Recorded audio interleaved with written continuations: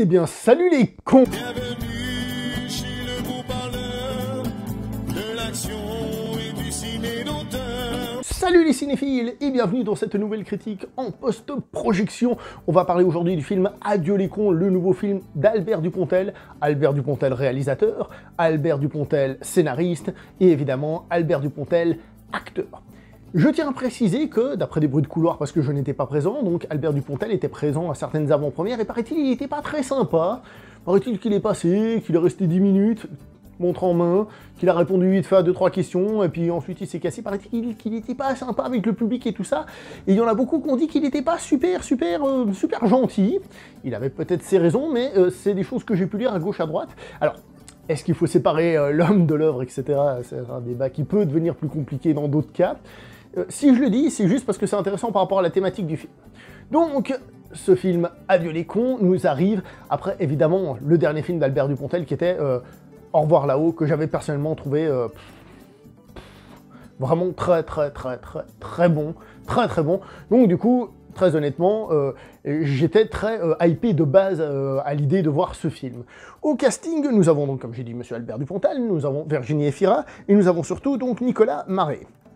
Je tiens à préciser qu'on a aussi une petite apparition d'un certain Terry Gilliam, qui fait un chasseur dans une publicité qu'on voit dans le film. C'est assez surprenant, et plutôt cool de le mettre en avant. Ce film se présente comme une comédie dramatique, comme on a en fait beaucoup en France. La comédie dramatique, c'est en réalité ce qu'on a le plus. Les gens pensent qu'on a beaucoup de comédies, mais je pense qu'on a surtout des comédies dramatiques où les deux se mélangent un peu, etc. etc.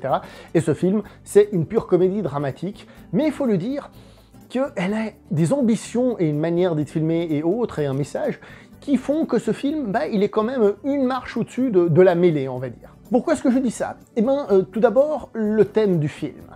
Le thème du film, au début, je pensais que c'était un peu une critique des institutions, vous savez, de tout ce qui est paperasse, etc., etc.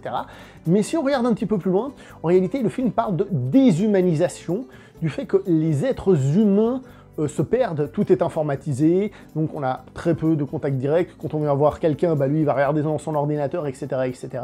Et donc que justement on est dans un monde informatique et où les gens obéissent à cette loi informatique. On sait que l'informatique c'est quelque chose de très carré, hein. C'est poum, message d'erreur, tant que t'as pas compris il te laisse pas faire l'ordinateur. Et donc le film parle de ça.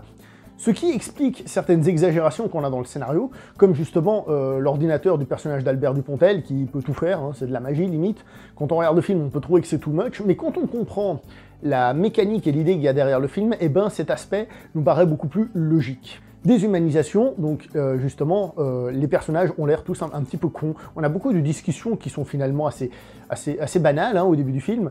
Je sais pas, on va voir, je sais pas, je vais dire une bêtise, on va voir son banquier et tout, et dans la discussion, on a l'impression que la personne en face est un con, puis que l'autre aussi est un con, bref, que les gens parlent dans le vide, qu'ils s'écoutent pas. Donc on est vraiment en train de parler de la déshumanisation au profit de la France 2.0, on va dire, de la France connectée, de l'hyperconnectivité, etc. Enfin bref, des ordinateurs et compagnie. Ce qui me fait revenir à ce que je vous ai dit tout à l'heure, c'est que Albert Dupontel, qui se serait mal présenté devant son public, qui est venu en personne pour voir son film, ça me paraît vachement contradictoire. J'en sais rien, si par hasard il y a des gens qui étaient là-bas à ces avant-premières et tout, n'hésitez pas à me dire, ou si, pour d'autres films, hein, n'hésitez pas à me dire ce que vous en avez pensé, mais c'est un petit peu contradictoire, je trouve, de critiquer quelque chose et d'une certaine manière de pas le montrer, ne serait-ce que de jouer son rôle de présentateur, même si ça te casse les bonbons, d'être là-bas et de faire hey, « Salut tout le monde, j'espère que vous allez bien », et en fait t'as qu'une envie, c'est de te casser, voilà, c'est une autre histoire. On va revenir au film, je crois, hein, ce sera mieux. Donc comme je disais, le film parle de déshumanisation, le personnage d'Albert Dupontel travaille sur des ordinateurs que sur des ordinateurs, etc. Et il y a le personnage qui est handicapé, j'allais vous le dire, mais on va dire handicapé pour rester un peu vague, parce que ça a amené un peu comme une espèce de blague, qui lui, il est déconnecté de la société, parce qu'on l'a déconnecté d'une certaine manière à cause de son handicap, d'accord?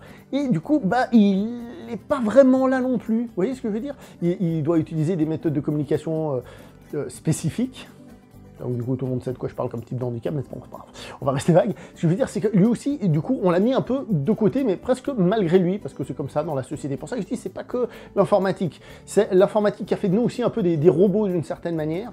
Ça me rappelle, je crois, si je dis pas de bêtises, le discours de Chaplin dans le Dictateur. Avec le fond vert, ça va sortir dégueulasse, mais le Dictateur de Chaplin, voilà.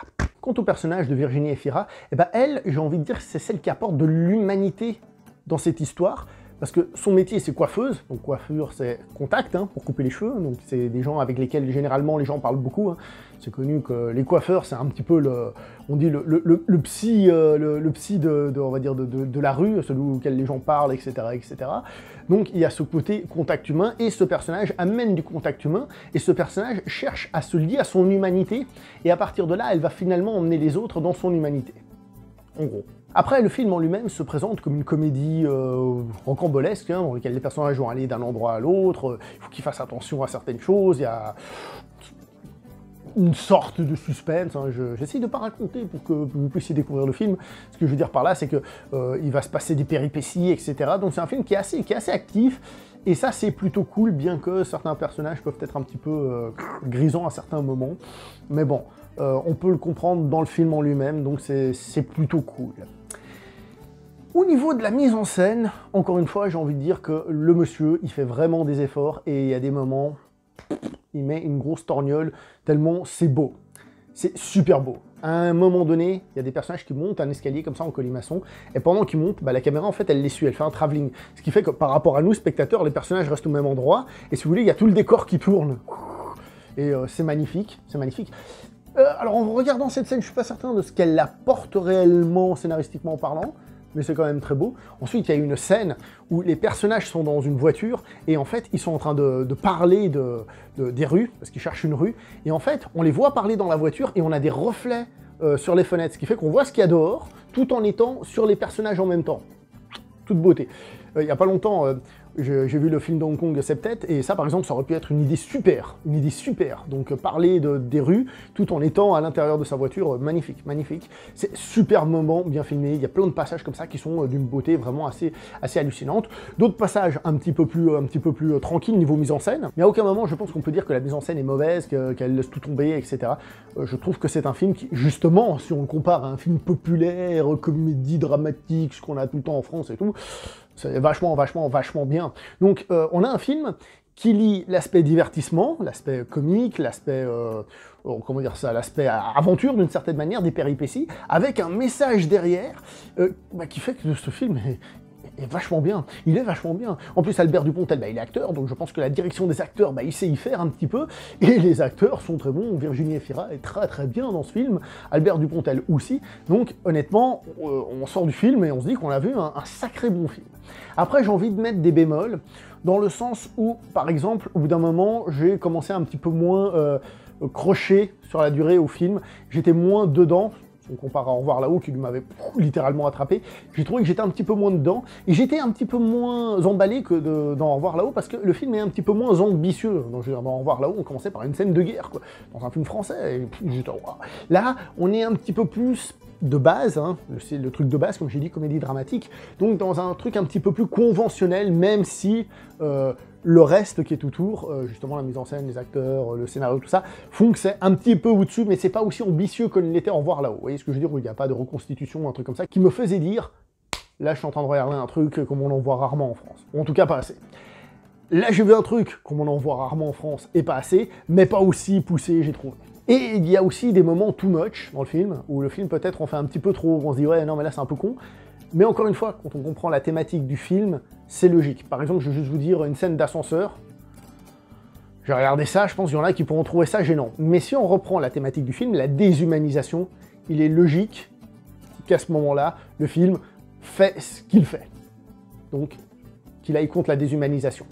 Voilà. Je ne vais pas aller beaucoup plus loin, parce que c'est difficile, comme d'habitude, de parler sans parler. C'est un film que je recommande, et évidemment, comme d'habitude, en fonction du public, hein, mais je vais dire un truc comme ça, c'est d'une banalité affligeante.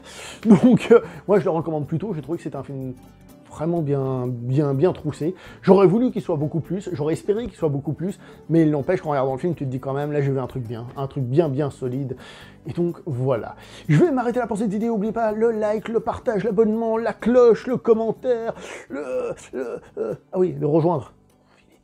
Bref, non, ça c'est en option. Portez-vous bien, ciao tout le monde.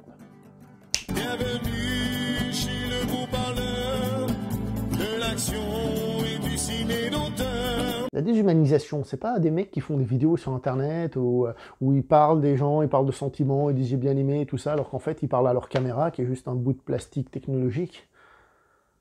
Oh putain. Allez, adieu les cons.